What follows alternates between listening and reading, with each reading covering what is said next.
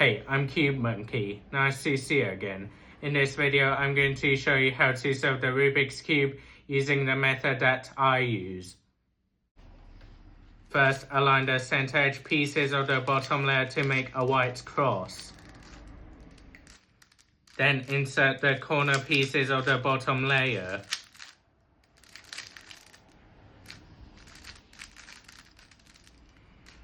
Insert the center edge pieces of the middle layer.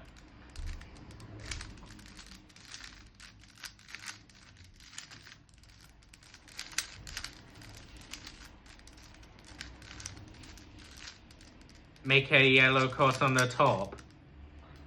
Place all the yellow pieces face up on the top layer. Correctly arrange the corner pieces of the top layer.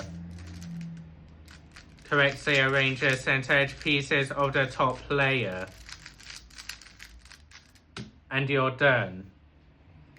I'm going to post separate shorts in the near future to explain each stage of the process.